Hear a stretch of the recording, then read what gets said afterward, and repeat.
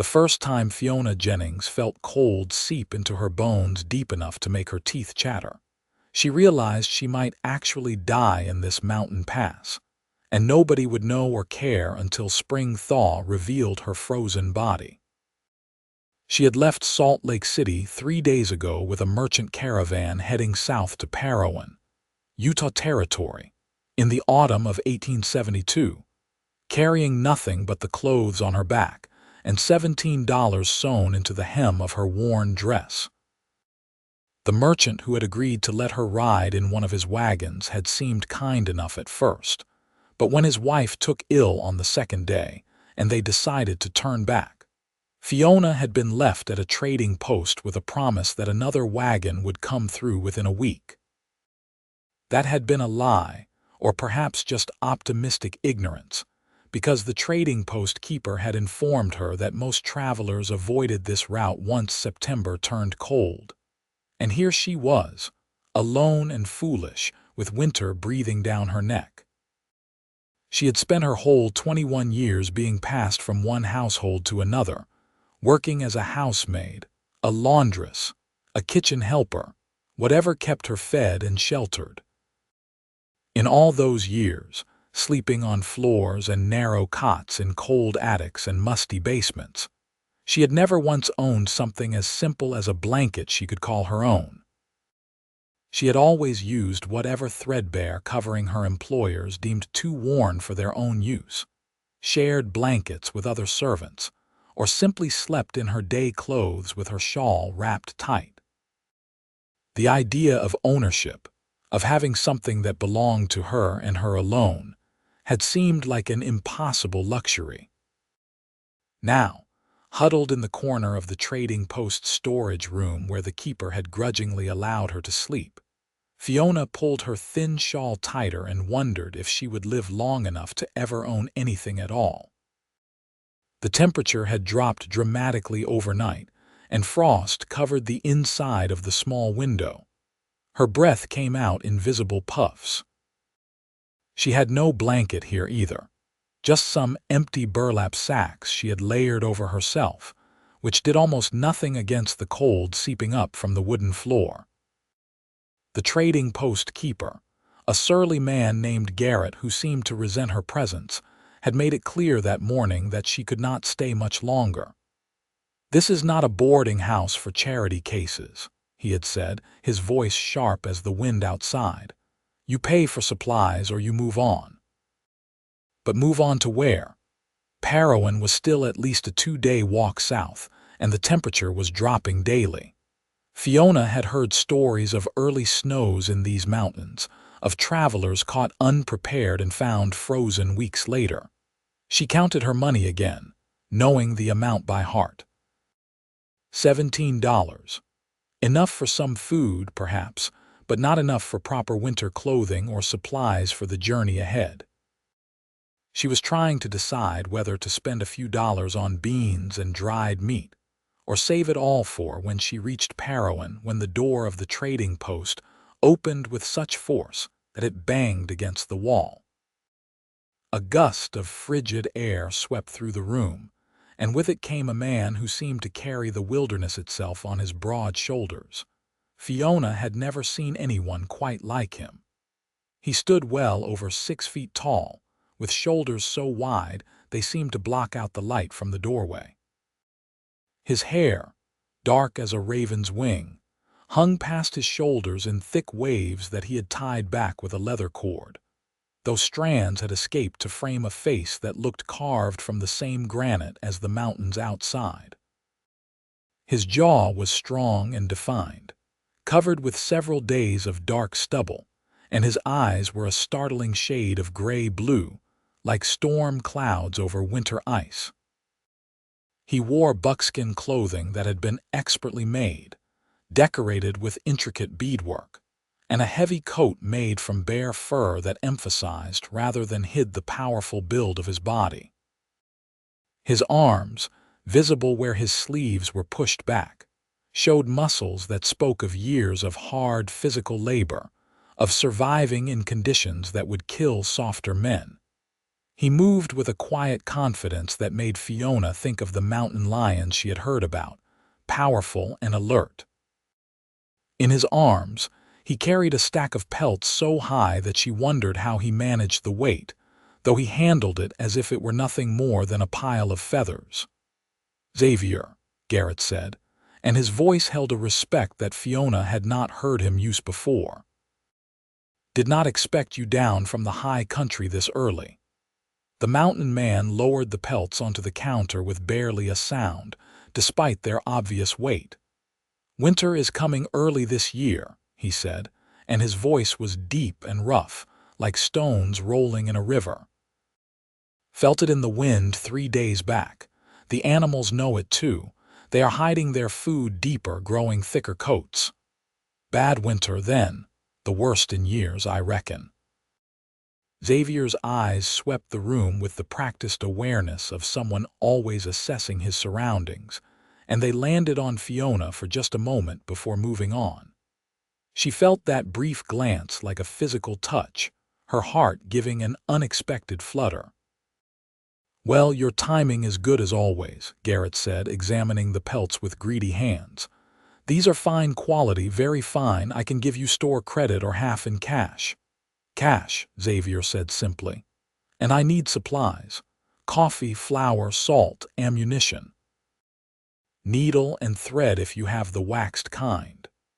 While the two men conducted their business, Fiona tried to make herself invisible in the corner, but she could not stop watching the mountain man. There was something about him that drew her eye, beyond just his impressive physical presence. He moved with an economy of motion, nothing wasted, everything purposeful. His hands, large and calloused, handled the supplies with surprising care. When Garrett tried to shortchange him on the coffee, Xavier simply looked at him with those storm cloud eyes and said nothing, but the trader quickly added the missing amount. "Heard there was a woman here," Xavier said, as he packed his supplies into a large leather bag. "Stranded, waiting for a wagon that is not coming." Fiona's breath caught. She had not realized the mountain man had been asking about her, though she supposed news traveled among the few people in these remote areas. "Not my concern," Garrett said dismissively. "Told her she needs to move on. Cannot have people camping here indefinitely." Xavier's jaw tightened slightly. "Where exactly do you expect her to move on to? Parowan is 2 days south and there is a storm coming." "Again, not my concern. She is not my responsibility." For the first time, Xavier turned to look directly at Fiona, and she felt the full weight of his attention. Those gray-blue eyes studied her with an intensity that made her feel exposed, as if he could see every hardship she had endured, every night she had spent shivering and alone. But there was no pity in his gaze, which she appreciated, just assessment and something else she could not quite name. "You headed to Parowan?" he asked her directly. Fiona stood up straighter, refusing to appear as desperate as she felt. "Yes, sir. I have a position waiting there." This was not entirely true, but she had heard that Parowan needed workers, and she had always been able to find work wherever she landed. "When were you planning to leave?" She hesitated, not wanting to admit she had no real plan. "Soon. Soon will be too late." He said it matter-of-factly, without judgment. "There is a storm coming that will close this pass for days, maybe weeks. If you are not in Parowan before it hits, you will not make it there at all until spring." The words sent a chill through her that had nothing to do with the cold air. "How long do I have? A day? Maybe 2 if we are lucky," Garrett snorted. "Well, there you have it. You had better start walking now, girl." Xavier ignored him, still looking at Fiona. "Do you have winter gear? Warm clothes, good boots, supplies?" The honest answer was no, but Fiona had learned long ago that showing weakness invited exploitation. "I have what I need." Something that might have been a smile touched the corner of Xavier's mouth, though it disappeared so quickly she might have imagined it. "That is a lie, but a brave one." He turned back to Garrett, I need a wool blanket, your best one. That will cost you extra, Xavier. The good wool does not come cheap. Did I say I was not paying? Xavier's voice held an edge now. The blanket, Garrett. The trader grumbled but pulled out a thick wool blanket from the shelf behind him. It was deep gray, tightly woven, the kind of blanket that would actually provide warmth. Fiona stared at it with barely concealed longing. She had never owned anything so fine. Xavier examined it, testing the weave between his fingers, then nodded. This will do. He paid for it without haggling, then walked over to where Fiona stood and held it out to her. Here. She stared at him, confused. I do not understand. It is a blanket. You take it and it keeps you warm. Not a complicated concept. I cannot pay you for it. Did I ask you to? Fiona felt her pride warring with her desperate need.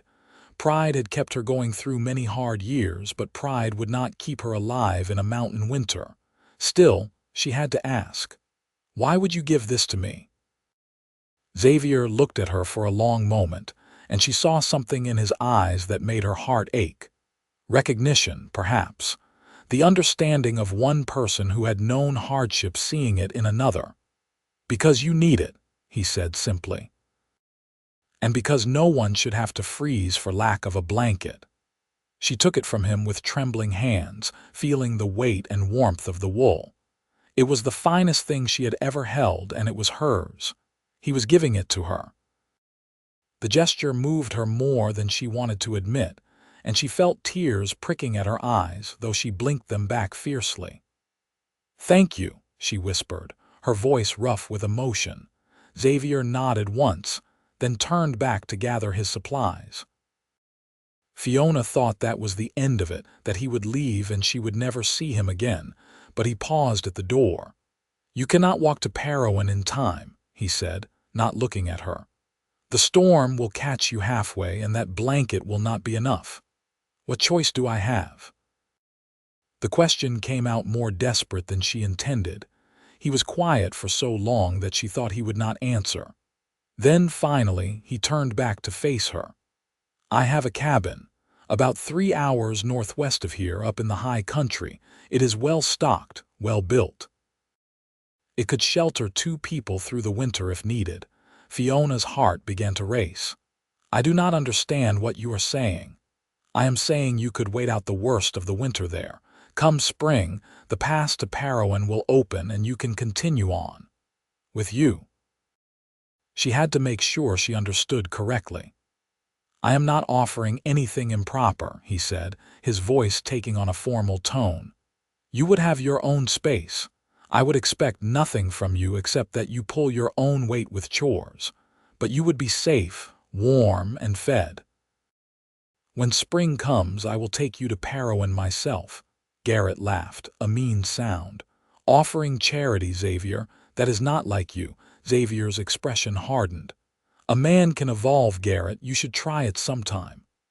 He looked back at Fiona. It is your choice. I will not press you. But decide quickly. I want to be back at my cabin before dark, and we have a hard climb ahead.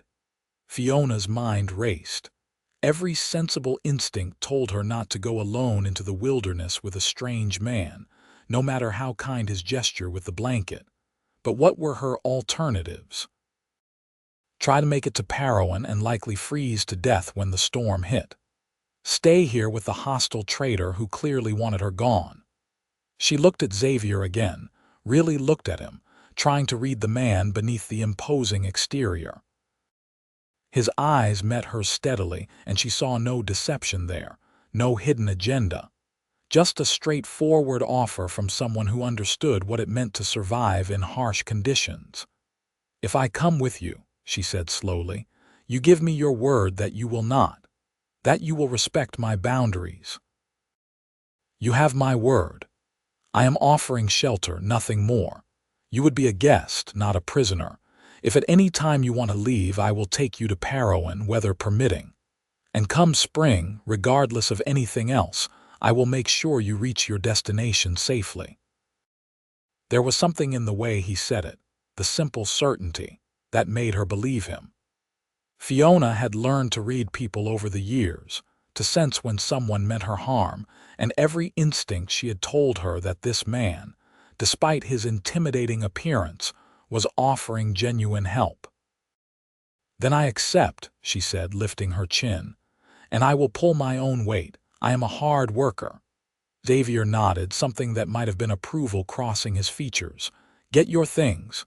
We need to move." Fiona gathered her meager possessions, which took all of 30 seconds. Everything she owned fit in a small cloth bag. When she turned back, Xavier was watching her with an unreadable expression. "That is everything?" he asked. "I travel light. I can see that." He adjusted his own pack, redistributing the weight. "Do you have decent boots at least?" She looked down at her worn shoes, the soles thin enough that she could feel every pebble through them. "They have gotten me this far." Xavier sighed, then went back to the counter. "Garrett, I need women's boots, sturdy ones. I am not a charity house, Xavier, and I am not asking for charity. I am buying boots. Do you have them or not?" Grumbling, Garrett produced a pair of well-made leather boots. They were clearly used but in far better condition than Fiona's shoes. Xavier examined them, then brought them to Fiona. "Try these." She sat and pulled them on. They fit reasonably well, far better than anything she had owned before. "I cannot let you keep buying things for me," she protested, even as her feet rejoiced at the support and warmth. "You can and you will. I need you to be able to walk 3 hours uphill without your feet freezing or blistering." "This is practical, not charity."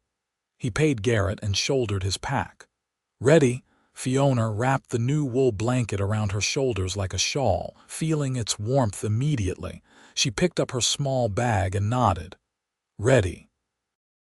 They left the trading post together, stepping out into air so cold and crisp it hurt to breathe. The sky was a pale, hard blue, but Xavier pointed to the northwest where darker clouds were gathering. "That is our storm, building fast. We need to move with purpose." The first hour of walking was harder than Fiona had expected. The trail, such as it was, climbed steadily upward through pine forests and around rocky outcroppings.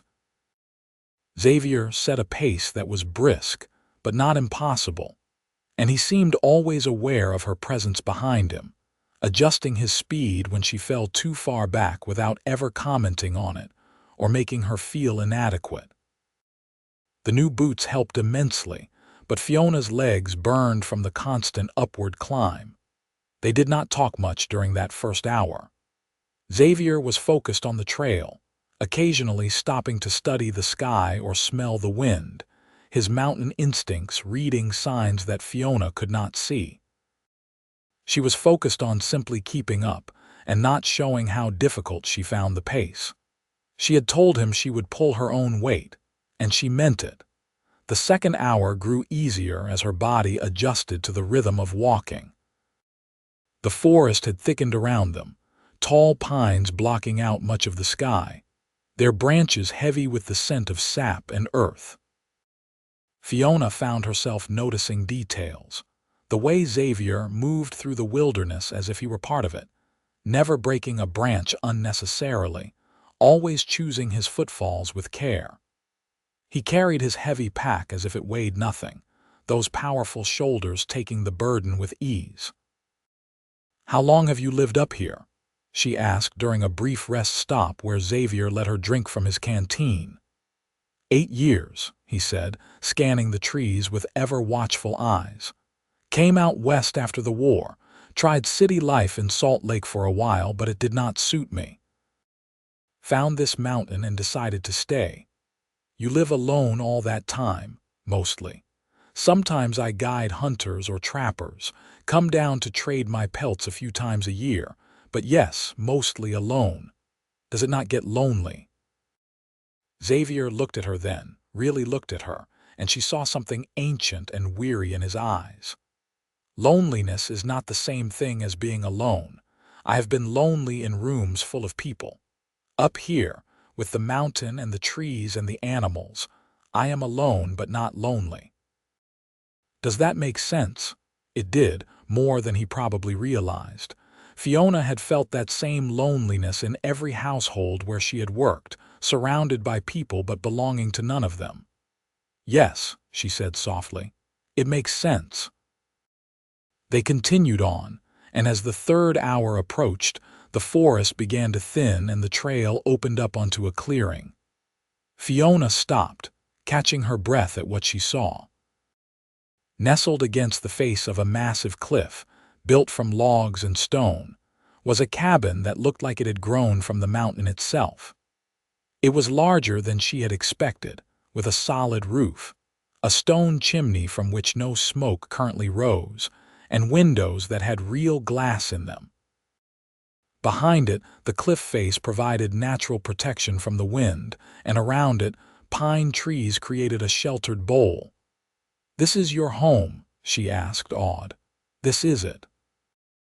Xavier moved forward, and she saw him relax slightly, his shoulders dropping as if he had been carrying tension she had not noticed until it released. "Come on. We need to get a fire going before the temperature drops further." The inside of the cabin was even more impressive than the outside. It was a single large room, but well organized. A massive fireplace dominated one wall, built from river stones and clearly the work of expert hands. To one side was a sleeping area with a large bed covered in furs and blankets. To the other side was a cooking area with a proper iron stove, shelves of supplies, and a sturdy table with 2 chairs. The walls were lined with more shelves holding books, tools, and various supplies. Furs and hides covered the floor, providing insulation from the cold ground. Everything was neat and organized, speaking to a man who took pride in his space. "It is wonderful," Fiona said honestly, setting down her small bag. The cabin was cold now, but she could imagine how warm and cozy it would be once the fire was lit. Xavier was already moving to the fireplace, building a fire with practiced efficiency. "You can have the bed," he said as he worked. "I will make myself a sleeping area by the fire." "I cannot take your bed," Fiona protested. "This is your home, and you are my guest." "The bed is warmer and more comfortable. I have slept by the fire many times. I prefer it, actually." He struck a spark and coaxed it into flame with dry tinder, then added larger pieces of wood. Within minutes, fire blazed in the hearth and warmth began to seep into the cold cabin. Fiona stood awkwardly, unsure what to do with herself. Xavier moved around the space with easy familiarity, lighting an oil lamp, pulling supplies from shelves, checking stores of food and water.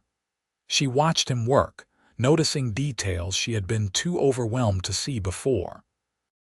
His hands, despite their size and the calluses that marked them, moved with precision and care.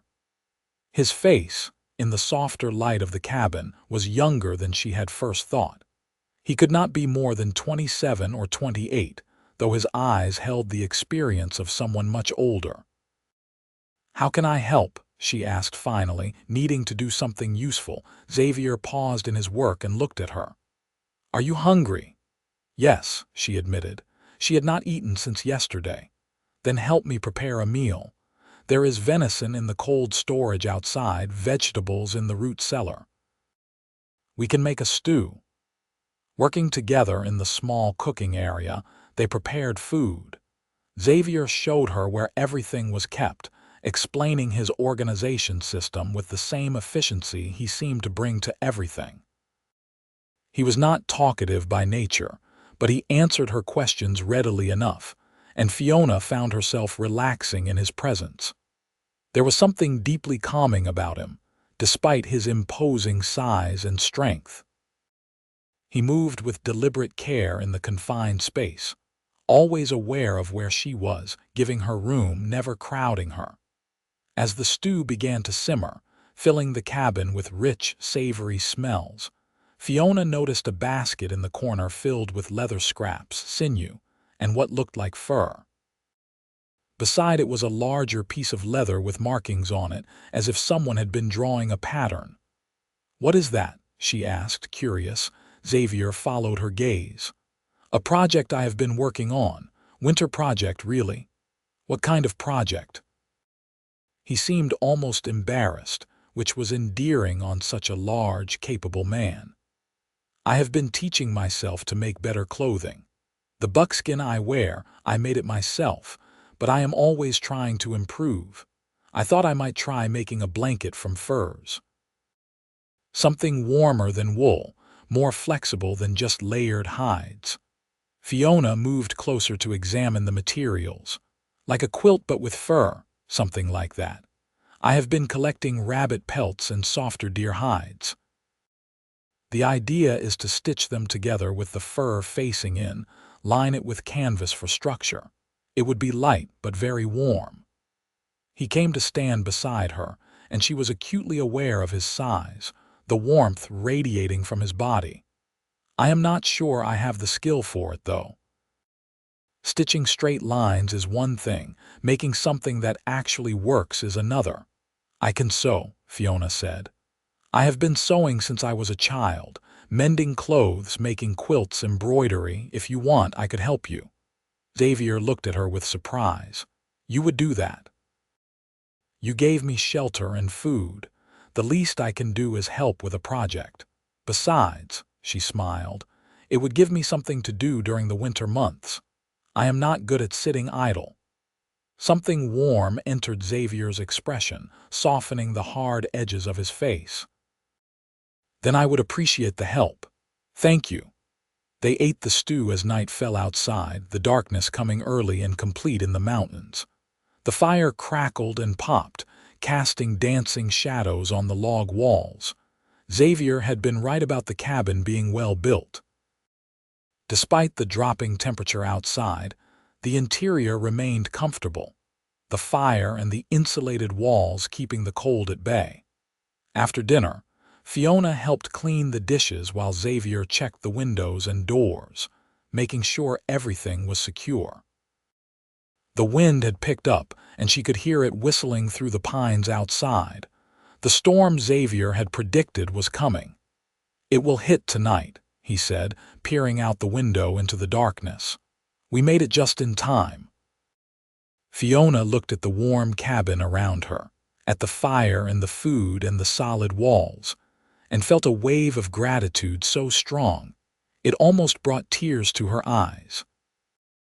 If Xavier had not offered her shelter, she would still be at the trading post, probably facing another night in the cold storage room or worse, trying to make it to Parowan and getting caught in the storm.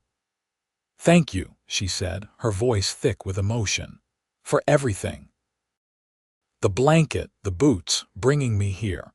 You did not have to do any of it, and I will never forget your kindness." Xavier turned from the window, and in the firelight his eyes seemed to glow. "You do not need to keep thanking me. What kind of man would I be if I left someone to freeze when I could help? Many men would do exactly that. Then many men are fools." He moved to the basket of leather and furs. "Do you want to look at this project? I can show you what I had in mind. Get your thoughts on whether it is even possible." They spent the next hour by the fire, examining the materials and discussing the best way to construct the fur blanket.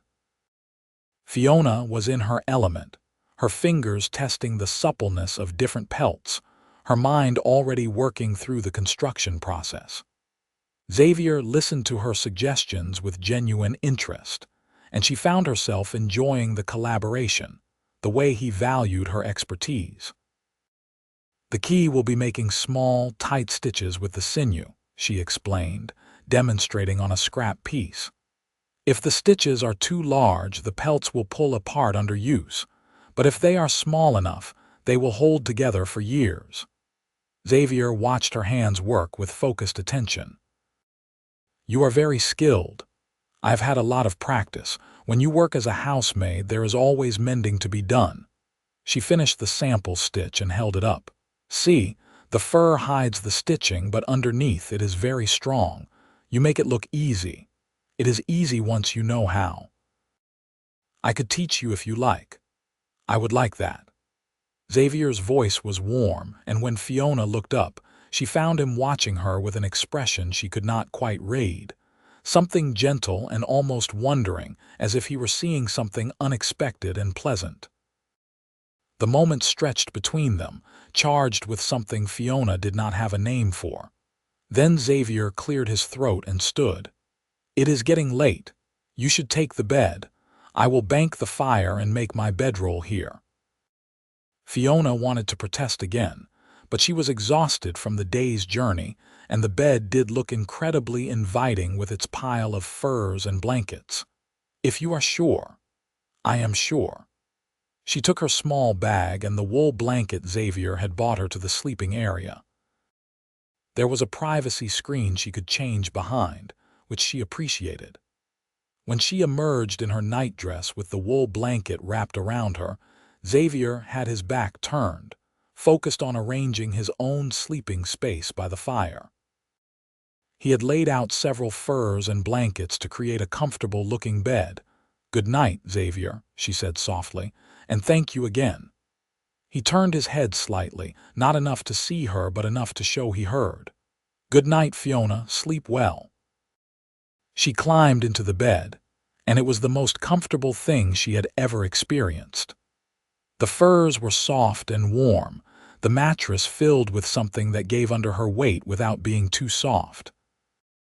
And she had her own blanket, the wool one Xavier had given her, spread over her like a promise of safety. For the first time in her life, Fiona Jennings went to sleep truly warm, in a real bed with her own blanket, and she felt something crack open in her chest, some hard protective shell she had built around her heart beginning to soften. Outside, the storm hit with full force, wind howling and snow beginning to fall. But inside the cabin, beside the warm fire, protected by solid walls and the quiet presence of a mountain man who had shown her unexpected kindness, Fiona felt safe. And that was something she had never truly felt before. She woke in the night once to the sound of the wind screaming outside and the storm battering the cabin. In the darkness, she could see the glow of the fire, carefully maintained, and Xavier's form beside it, sitting up and feeding more wood to the flames. He moved quietly, not wanting to wake her, and Fiona felt her heart do something strange and fluttery in her chest. Even in sleep, he was protecting her, making sure the fire stayed strong, keeping the cold at bay. She pulled the wool blanket closer and drifted back to sleep with a smile on her face. Morning came late, the storm still raging outside but with less ferocity than the night before. Fiona woke to the smell of coffee and frying bacon, luxuries she had rarely enjoyed. She sat up to find Xavier at the stove, cooking breakfast with the same efficient competence he brought to everything. "Good morning," he said when he noticed she was awake. "The storm will probably last another day or two. We have plenty of supplies, so do not worry." Fiona climbed out of bed, wrapping the blanket around her shoulders, and joined him by the stove. "What can I do to help? You can set the table if you like. Coffee is ready." They fell into an easy routine. Over breakfast, they talked more than they had the day before, the intimacy of sharing close quarters in a storm loosening tongues. Xavier told her about his life before the mountain, how he had served in the war back east, how he had lost his family to illness, how he had come west looking for a new start. Fiona shared her own story, the childhood spent in orphanages, the years of working in different households, always on the outside looking in, never quite belonging anywhere. "That must have been hard," Xavier said, his eyes sympathetic. "Never having a real home. You learn to adapt. To not want things too much because wanting hurts worse than not having. That is a lonely way to live. It was the only way I knew." She looked around the warm cabin. "This is nice, though, having a place that feels safe even if it is just temporary." "It does not have to be temporary," Xavier said, then seemed to catch himself. I mean, you are welcome to stay as long as you need, through the whole winter if necessary. I know I said until spring, but I meant it. No rush. Fiona felt that strange flutter in her chest again. That is very kind of you. They spent the day working on the fur blanket project. The storm made it impossible to do anything outside, so they sat by the fire with the materials spread around them, and Fiona taught Xavier the finer points of stitching. He was a quick learner, his large hands surprisingly dexterous once he understood the technique. You have to feel the rhythm of it, Fiona explained, her hands working steadily. Each stitch the same size, the same tension. It becomes almost meditative after a while. Xavier tried to match her pace, his brow furrowed in concentration. I think my stitches are twice the size of yours. They are getting better. Look, this one is much neater than the first few. He held up his work, examining it critically. I suppose it is not terrible. It is good work, Xavier. Be proud of it. They worked in comfortable silence for a while, the only sounds the crackling fire and the wind outside. Fiona found herself intensely aware of Xavier's presence beside her, the warmth of his body, the steady rhythm of his breathing. She had never spent so much time in close quarters with a man before, at least not in this way, comfortable and companionable rather than the wary distance she maintained with employers or their sons. Can I ask you something? Xavier said after a while, not looking up from his stitching.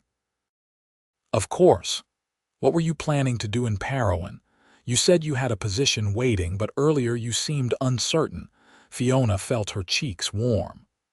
I may have exaggerated slightly. I do not have a specific position, but I am a good worker, and towns always need help. I thought I would find something once I arrived. So you were going to walk into a strange town in winter with no job and no place to stay? I have done it before. I always manage. Xavier finally looked up, his gray-blue eyes serious. That is brave, but also very dangerous. What if you had not found work? What if everywhere was full? I would have figured something out. I always do. She met his gaze steadily. What choice did I have? Stay in Salt Lake working for people who treated me like I was invisible. At least in Parowan, I would have a chance at something different. You were running toward hope, Xavier said softly. I understand that. Is that what you did when you came to the mountain? Yes. I was running from ghosts and toward the hope of peace. I found it here. He looked around the cabin with obvious affection. This place saved me in a lot of ways. It is a good place, Fiona agreed. I can see why you love it. The second day of the storm was much like the first. They worked on the fur blanket, cooked meals together, talked about everything and nothing. Fiona learned that Xavier had taught himself to read as a child, that he loved books, and had a small collection he had accumulated over the years. She learned that he could identify animal tracks in snow from 100 yards away, that he knew the names of all the plants and trees, that he had a quiet, dry sense of humor that surprised her into laughter. Xavier learned that Fiona had a beautiful singing voice, though she was shy about using it. He learned that she could calculate numbers in her head faster than most people could on paper, that she had taught herself to read by stealing moments with her employer's books. He learned that she was stronger than she looked, resilient in ways that made him respect her deeply. On the third day, the storm broke. They woke to silence, the absence of wind startling after days of constant howling. Xavier opened the door to reveal a world transformed by snow. It lay 3 feet deep in places, covering everything in pristine white. The pine trees bowed under the weight of it. Beautiful, Fiona breathed, standing in the doorway and staring at the transformed landscape. And dangerous, Xavier added, though not unkindly. This much snow means the passes are completely closed. No one will be traveling anywhere for a while. How long will it take to melt? It will not melt. This is just the beginning. More storms will come, adding to it. The real thaw will not happen until April or May. Fiona absorbed this information. Months. She would be here for months, living with Xavier in this small cabin. The thought should have worried her, but instead she felt something like relief. She was safe here, warm, fed. And if she was honest with herself, she enjoyed Xavier's company far more than she had expected to. Xavier spent the day after the storm checking his trap lines and hunting, coming back with fresh meat and reporting that his supplies were all secure. Fiona used the time to clean the cabin thoroughly, organize the supplies more efficiently, and work on the fur blanket. When Xavier returned, she had dinner ready and the cabin warmer and more welcoming than ever. "You did not have to do all this," he said, looking around at the tidied space. "I told you I would pull my own weight. Besides, I like having useful work to do." They fell into a routine over the following weeks. Xavier would go out in the mornings to check traps, hunt, or gather firewood, while Fiona maintained the cabin, prepared meals, and worked on the fur blanket. In the evenings, they would work together on various projects, talk by the fire, or Xavier would read aloud from his books while Fiona sewed. The fur blanket was coming along beautifully. Fiona had taken Xavier's initial idea and refined it, creating a pattern that would maximize warmth while remaining flexible. She worked on it every day, her skilled fingers flying through the stitching, and Xavier often sat beside her, helping with the simpler parts or just watching her work with undisguised admiration.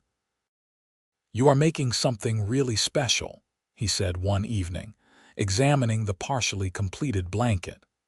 The rabbit furs had been stitched together in an overlapping pattern, creating a soft, warm interior, while the outer layer of deer hide provided structure and durability.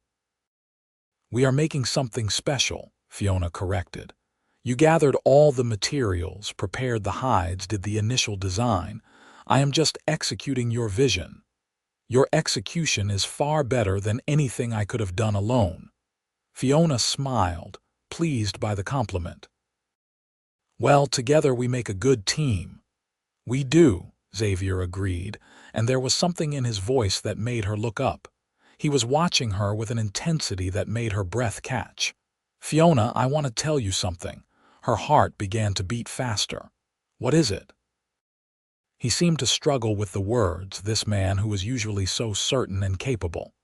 "When I brought you here, it was just about offering shelter, doing the right thing, but these past weeks, having you here, it has been." He paused, searching for words. "You make this place feel different." "Better. More like a home than just a shelter." Fiona set down her sewing, giving him her full attention. "Xavier, I am not saying this to make you uncomfortable," he continued quickly. "I am not expecting anything from you, but I need you to know that having you here, it means something to me. More than I expected it would." She should have been frightened by this confession. She should have felt trapped, worried about what he might want from her. But instead, she felt her own heart opening, acknowledging feelings she had been trying to ignore. "It means something to me too," she said softly. "I have never felt as safe or as welcomed as I do here with you. You have been nothing but kind and respectful, and I—" She took a breath, gathering her courage. "I find myself not wanting to think about spring, about leaving." Xavier's eyes widened slightly. "You do not want to leave?" "I know I said I wanted to go to Parowan, and maybe I still will eventually, but right now, here with you, I am happier than I have been in my entire life." "Is that strange?" "No," he said, his voice rough with emotion. "It is not strange at all. I feel the same way." They stared at each other across the firelight, and Fiona felt something shift between them, the careful friendship they had built transforming into something deeper and more profound. Xavier reached out slowly, giving her time to pull away, and took her hand in his much larger one.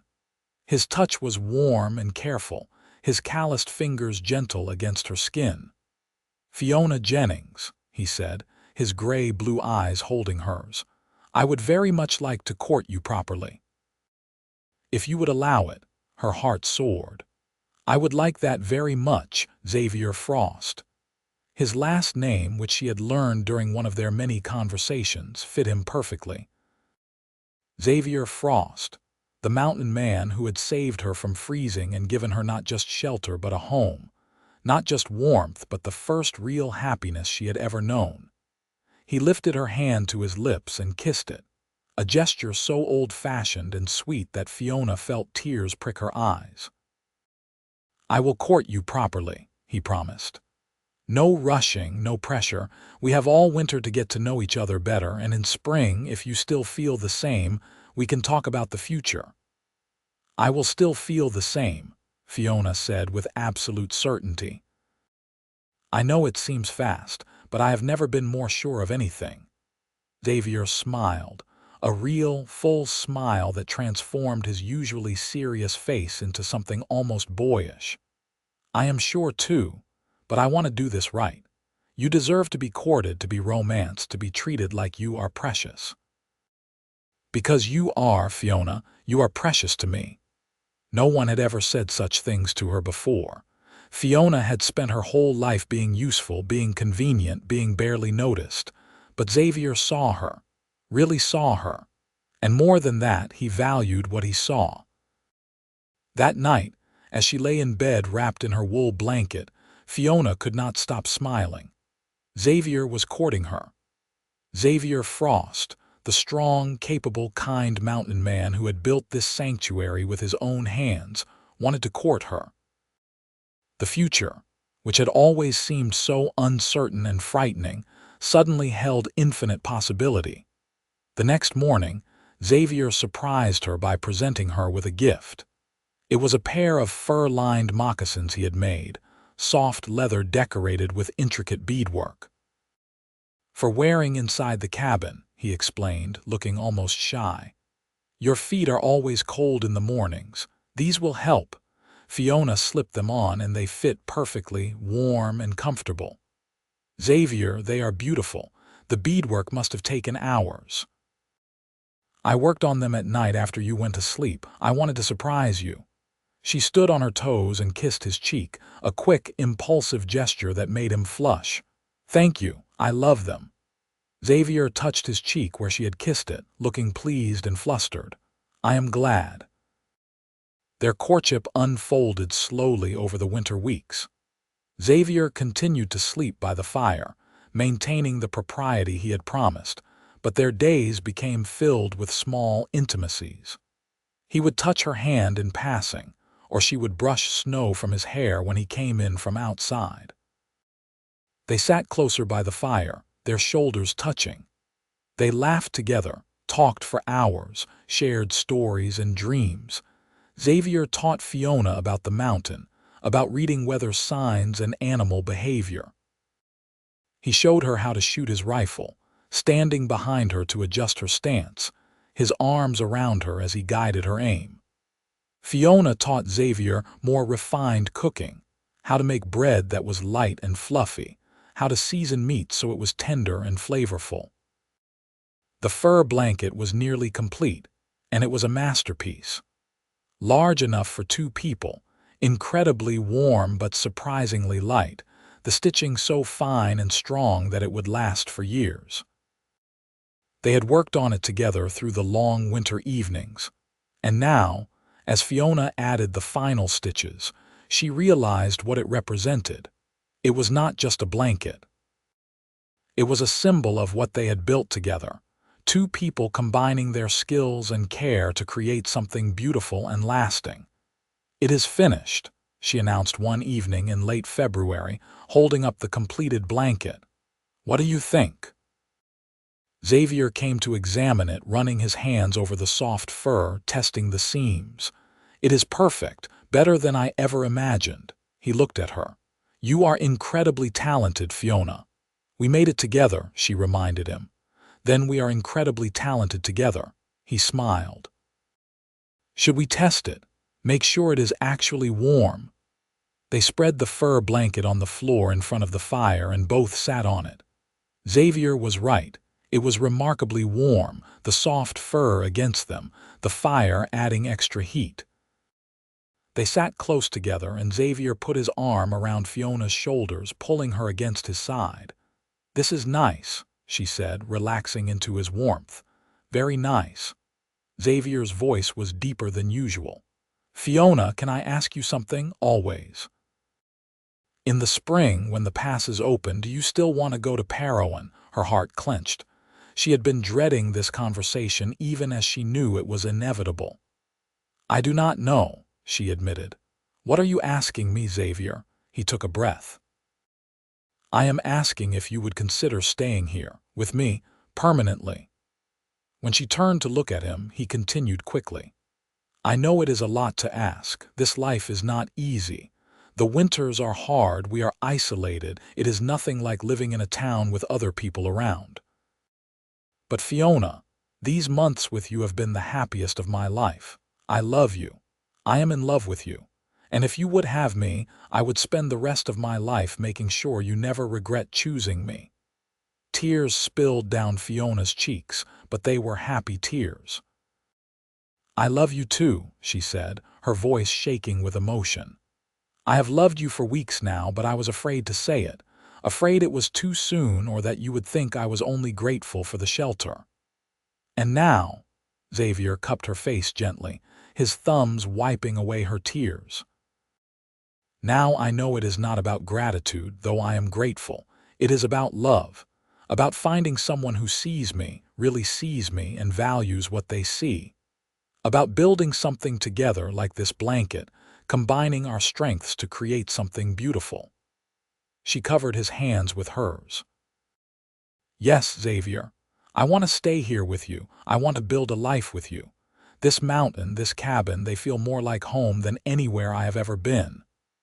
Xavier's smile was brilliant, and he leaned down to kiss her. It was their first real kiss, gentle and sweet but filled with promise. When they pulled apart, both were smiling through tears. "I want to marry you," Xavier said. "Properly, with a preacher and everything legal. When spring comes, we can go down to Parowan together, find a preacher, make it official. Unless you want to wait longer." "I do not want to wait," Fiona said firmly. "I have waited my whole life to find this, to find you. I do not want to waste another moment. Then we will marry in the spring." Xavier kissed her again, deeper this time, and Fiona felt the future opening up before them, bright and full of possibility. They sat together on the fur blanket they had made, wrapped in each other's arms, planning their future. Xavier talked about expanding the cabin, building a separate bedroom and maybe a workshop for Fiona's sewing. Fiona talked about planting a garden in spring, about making curtains and other touches that would make the cabin even more of a home. They dreamed together, and every dream felt possible. That night, Xavier asked Fiona if she wanted to use the fur blanket on the bed. "You made it," he said. "You should enjoy it." But Fiona had a better idea. "What if we both use it? I know we are not married yet, but could we sleep together? Just sleep," she clarified quickly. "I trust you, and I am tired of being apart from you even at night." Xavier looked uncertain. "Are you sure? I do not want to compromise your reputation or your comfort. My reputation is my own business, and I would be more comfortable with you beside me than alone." She took his hand. "Please, Xavier, I want to fall asleep in your arms." So they made up the bed together with the fur blanket on top, and they lay down side by side. Xavier held Fiona close, her head on his chest, his strong arms around her. She could hear his heartbeat, steady and strong, and feel the rise and fall of his breathing. The fur blanket covered them both, incredibly warm and soft, and Fiona had never felt so safe, so cherished, so completely at peace. "I love you, Fiona," Xavier whispered into her hair. "I love you too," she whispered back. They fell asleep like that, wrapped in the blanket they had made together and in each other's arms, and outside the wind howled and the snow fell. But inside they were warm and loved and home. The rest of the winter passed in a kind of blissful haze. They spent their days working together, improving the cabin, preparing for spring, and simply enjoying each other's company. Xavier continued his trapping and hunting, but now Fiona often came with him, learning the ways of the mountain, becoming more confident in this new life. Xavier was an excellent teacher, patient and thorough, and Fiona proved to be a quick learner. In the evenings, they would sit together on the fur blanket by the fire, talking or reading or simply enjoying the comfortable silence of two people who did not need to fill every moment with words. They kissed often, sweet and tender explorations that never pushed beyond the boundaries they had set, but promised everything that would come after marriage. Xavier made more gifts for Fiona. A beautiful leather bag with intricate beadwork, perfect for gathering herbs or carrying supplies. A set of carved wooden utensils for the kitchen. Small things, but each one showed the care and thought he put into making her happy. Fiona, in turn, made Xavier new shirts, mended and improved his clothes, added touches of comfort to the cabin that made it more welcoming. They learned each other's rhythms, their likes and dislikes, their habits and quirks. Fiona learned that Xavier was a morning person, up before dawn and most energetic in the early hours. Xavier learned that Fiona came alive in the evenings, her mind sharpest after dinner. Fiona learned that Xavier had nightmares sometimes, remnants of the war, and she would hold him when he woke shaking and help him find peace again. Xavier learned that Fiona sometimes had days when sadness overtook her, memories of the lonely years, and he would stay close, offering quiet support until she smiled again. They built something solid and real, a foundation of trust and understanding that would support them through whatever challenges lay ahead. When March came, bringing the first hints of spring thaw, they began to prepare for the journey to Parowan. Xavier explained that they would have a window of opportunity after the initial melt but before the spring storms, when travel would be possible. He spent days checking and rechecking their supplies, making sure they would have everything needed for the journey. "I want you to meet people properly," he explained as he worked. "Not as a stranded traveler, but as my intended wife. I want everyone to know how proud I am to have you." Fiona helped him prepare, mending their clothes so they looked presentable, baking supplies of bread and dried goods for the journey. She was nervous about meeting people after months of isolation, but Xavier's confidence helped calm her fears. "They will love you," he assured her. How could they not? In early April, Xavier declared the weather right for travel. They packed their supplies, including the wool blanket that had started everything, carefully rolled and tied. Fiona wore her good dress and the boots Xavier had bought her that first day, which still fit perfectly. Xavier wore his best buckskins and looked every inch the capable mountain man he was. Before they left, they stood together looking at the cabin that had sheltered them through the winter. "We will be back," Xavier said, squeezing Fiona's hand. "This is our home. We are just leaving temporarily." "I know," Fiona said, "but it feels strange to leave after all these months. We will be back before you know it, married and ready to start our real life together." The journey to Parowan took 3 days, traveling carefully through terrain still treacherous with melting snow and swollen streams. But Xavier knew the mountain like he knew his own hands, choosing the safest paths, setting up comfortable camps each night. Fiona marveled at how competent he was, how he seemed to anticipate every challenge before it arose. They talked as they traveled, planning their future in more detail. Xavier wanted to build a larger cabin, Maybe even start a small trading post since they were located on a route that trappers used. Fiona wanted to offer her sewing services, maybe even teach women in the area the finer techniques she knew. They dreamed of children, 2 or 3 perhaps, raised on the mountain with love and freedom. On the third day, they crested a rise and saw Parowan spread out below them. It was a small but prosperous-looking town, with a main street, several stores, a church with a white steeple, and houses scattered around the edges. "There it is," Xavier said. "The place you were trying so hard to reach last fall." Fiona looked at the town, then back at Xavier, then at the mountains behind them where their cabin waited. "I am glad I never made it here alone," she said honestly. "If I had, I never would have met you." "Fate," Xavier said, smiling, "bringing you to that trading post at exactly the right moment." They made their way down into town, attracting curious looks from the townspeople. Xavier was clearly known here, several people calling out greetings, but their interest was mainly focused on Fiona. Xavier kept her close, his hand on her back, making it clear she was under his protection. They found the preacher at the church, a kindly man named Reverend Morris who remembered Xavier from previous visits. "Xavier Frost, good to see you survived another winter. And who is this lovely lady?" "This is Fiona Jennings," Xavier said proudly, "my intended wife. We have come to ask if you would marry us." Reverend Morris beamed. "I would be delighted. Though I should ask, Miss Jennings, are you entering this marriage of your own free will? I know mountain men can be persuasive, but I want to be sure you are choosing this." Fiona smiled, understanding his concern and appreciating it. "I am choosing this freely, Reverend. Xavier has been nothing but respectful and kind.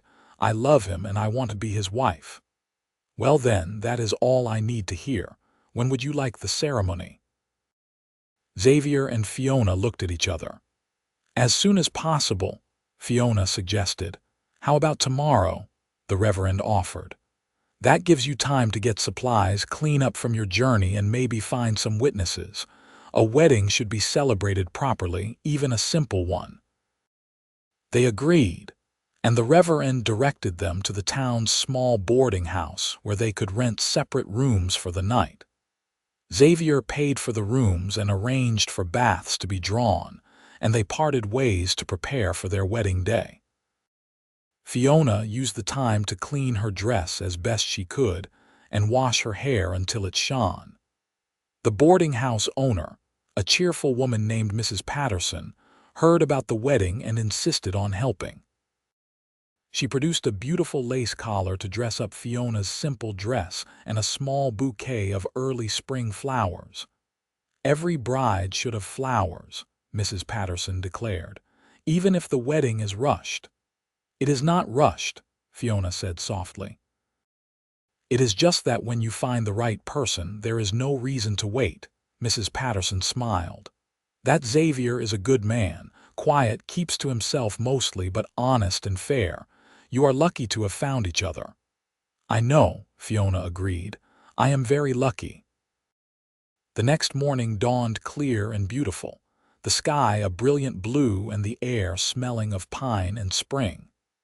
Fiona dressed carefully in her good dress with Mrs. Patterson's lace collar, her hair brushed until it gleamed. She looked at herself in the small mirror and barely recognized the woman staring back. She looked happy, truly happy, her eyes bright and her cheeks flushed with excitement. Xavier was waiting at the church, and when Fiona walked in, his expression made her breath catch. He looked at her like she was the most beautiful thing he had ever seen, his eyes full of love and wonder. He wore his best buckskins, and someone had convinced him to trim his beard slightly, though his hair still hung long past his shoulders. He looked powerful and wild and completely wonderful. Reverend Morris performed the ceremony with several townspeople who had gathered to witness it, curious about the mountain man's surprising wedding. The ceremony was simple but heartfelt. when Xavier slipped a ring onto Fiona's finger, a simple gold band he had purchased that morning. She felt tears of joy slipping down her cheeks.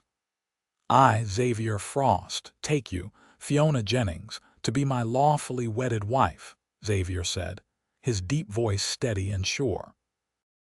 "I promise to love you, protect you, and cherish you for all the days of my life. I, Fiona Jennings, take you, Xavier Frost, to be my lawfully wedded husband," Fiona responded, her voice thick with emotion. "I promise to love you, support you, and stand beside you for all the days of my life. Then by the power vested in me, I pronounce you husband and wife," Reverend Morris said with a warm smile. "Xavier, you may kiss your bride." Xavier cupped Fiona's face in his large, gentle hands and kissed her thoroughly, not caring that they had an audience. When they pulled apart, both were smiling through tears, and the small gathering burst into applause. They signed the marriage certificate, making everything legal and official, and accepted congratulations from the townspeople. Mrs.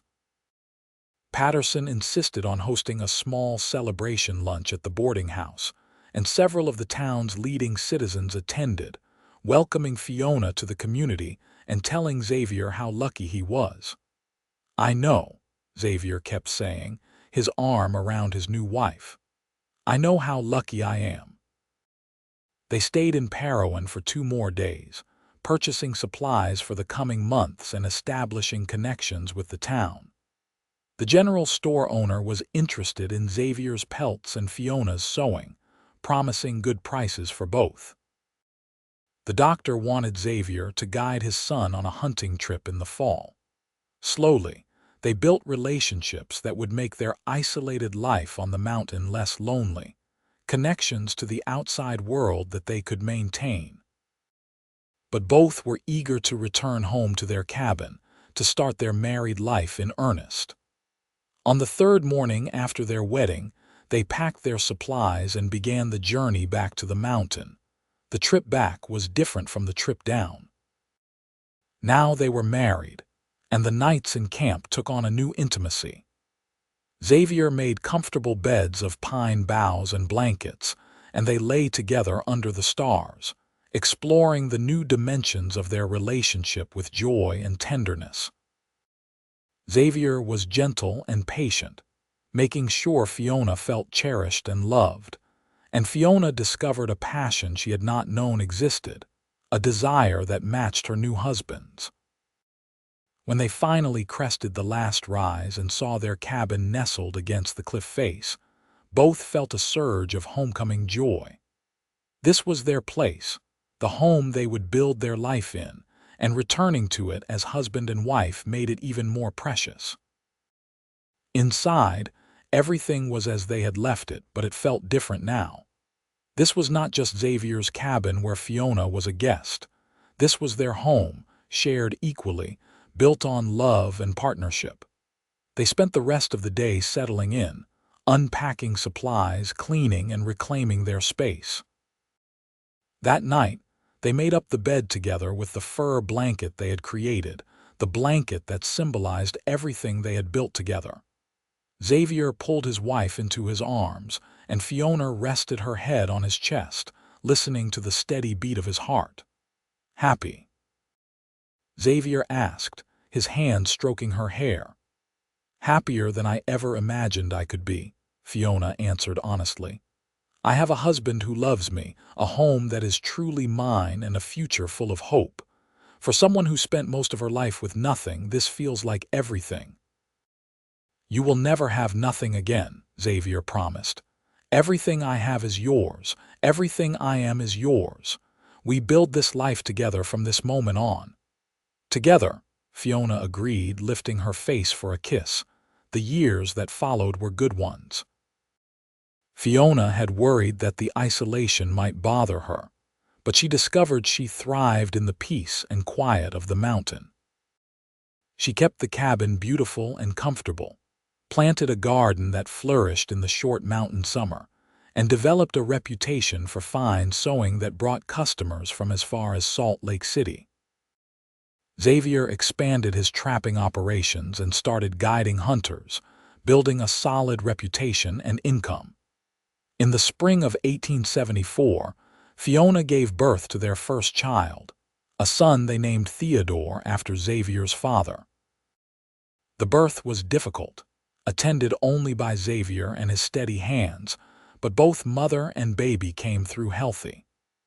Xavier was a devoted father, carving toys for his son, telling him stories, teaching him about the mountain from his earliest days.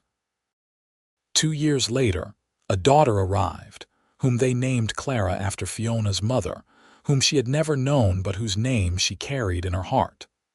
Clara was a bright, cheerful baby who filled the cabin with laughter and light.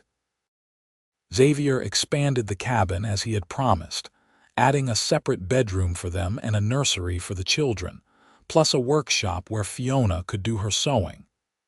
He built with care and skill, creating a home that was both practical and beautiful. Fiona made quilts and blankets for their growing family, teaching Clara to sew as soon as she was old enough to hold a needle. She kept the fur blanket that Xavier had designed, and she had stitched in their first winter together in a special place, bringing it out on cold nights or special occasions, a reminder of where their love had begun. They made trips to Parowan several times a year, maintaining their connections to the community, selling their goods and giving the children exposure to other people. But they always returned to the mountain with relief and joy, knowing they belonged in the wild, high places, not in crowded towns. In 1878, another son arrived named James, and with him came the feeling that their family was complete. 3 healthy children, a home filled with love and laughter, work that fulfilled them both, and a marriage that had only grown stronger and deeper over the years. Xavier never lost his protective nature toward Fiona, but it mellowed from watchful alertness to steady support. He was her partner in all things, helping with the children, the household work, the endless tasks of mountain life. Fiona, in turn, supported his work, tended his injuries when he returned from difficult hunts, and created a home that was his sanctuary. They taught their children to read and write, to respect the wilderness and its creatures, to work hard and love deeply. Theodore grew tall and strong like his father, with the same quiet competence. Clara inherited her mother's skill with needle and thread, and her father's love of the outdoors, equally comfortable sewing or tracking deer. James was the adventurous one, always exploring, always asking questions, keeping his parents on their toes. On their 10th wedding anniversary, Xavier surprised Fiona with a gift. He had been working on it secretly for months, using all the skills she had taught him and some new ones he had developed. It was a blanket, even more beautiful than the one they had made together in that first winter. This one was made entirely by his hands, every stitch placed with love and care, decorated with beadwork that showed the story of their life together. Mountains and trees, a cabin, figures representing their family, all worked into the design. "Xavier," Fiona breathed, running her hands over the intricate work, "this is the most beautiful thing I have ever seen." "I wanted to make you something special," he said, watching her face. "To thank you for teaching me so much, for building this life with me, for giving me everything I never knew I needed." Fiona threw her arms around him, tears streaming down her face. "I love you so much. Thank you for seeing me when I was invisible, for giving me warmth when I was cold, for building this life with me." "Thank you for saying yes," Xavier whispered into her hair. "For trusting me, for choosing this life, for loving me. You made a lonely man whole, Fiona Frost." That night, wrapped in the new blanket Xavier had made with his own hands, surrounded by their sleeping children in the next room, in the cabin they had built together on the mountain they loved, Fiona reflected on the journey that had brought her here. She had started with nothing, a woman who had never even owned a blanket of her own, who had spent her life cold and alone and invisible. Then she had met a mountain man who had given her a simple wool blanket and, in doing so, had begun to give her everything else. Warmth, safety, home, love, family, a future. Xavier had stitched that first blanket for her, and together they had stitched a life, careful stitch by careful stitch, building something strong and beautiful that would last. And every night, wrapped in blankets made with love and care, Fiona Frost went to sleep warm and cherished, knowing she had found her home. The years continued to pass in the rhythm of mountain seasons. The children grew, each developing their own personality and passions. Theodore became an expert tracker and hunter, often accompanying Xavier on his expeditions. Clara developed such skill with sewing that she began selling her own work, intricate beadwork and quilts that commanded high prices in Parowan and beyond. James, true to his adventurous nature, talked of one day exploring further west, perhaps to California, though his parents insisted he finish his education first. Xavier and Fiona aged gracefully together, their love deepening with each passing year. Xavier's hair began to show silver threads, making him look distinguished and even more handsome in Fiona's eyes. Fiona's hands, always busy with sewing and work, showed the signs of her labor, but Xavier would kiss them and call them beautiful, the hands that had built their home. They never took for granted what they had built together. On cold winter nights, they would sit by the fire and remember that first winter, when Fiona had been a stranger in desperate need, and Xavier had offered help without expecting anything in return. They marveled at how far they had come, how a simple act of kindness had blossomed into a lifetime of love. "You ever regret it?" Xavier asked once, on a particularly quiet evening when the children were all asleep and they had the cabin to themselves. Choosing this life instead of settling in a town, having neighbors and society. Fiona looked around their warm cabin, at the beautiful things they had made together, at the evidence of their life and love everywhere she looked. "Not for a single moment," she said firmly. "This life with you on this mountain, with our children, it is everything I could have ever wanted and so much more than I ever dared to dream. Even though you still have to work hard every day, even though the winters are harsh and we are far from everything." "Especially because of those things," Fiona said, taking his hand. "We have built something real here, Xavier, something solid and true. Our children are growing up strong and capable, knowing they are loved. We have work that fulfills us enough to live comfortably, and most importantly, we have each other. What more could anyone want?" Xavier pulled her close, kissing the top of her head. "Nothing. There is nothing more I could want. You have given me everything, Fiona." "We gave each other everything," she corrected. "That is what partnership means." When Theodore turned 20, he surprised everyone by bringing home a young woman from Parowan, a bright, capable girl named Sarah who was not afraid of mountain life. Xavier and Fiona watched their son court Sarah with the same intensity and devotion Xavier had shown Fiona all those years ago, and they smiled, knowing they had taught their children well about love and commitment.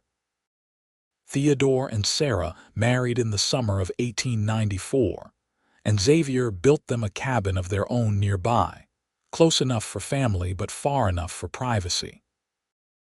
Watching his son start his own family, Xavier felt the satisfaction of knowing he had broken the cycle of loneliness and loss that had defined his early life. He had created a legacy of love, and it was continuing into the next generation.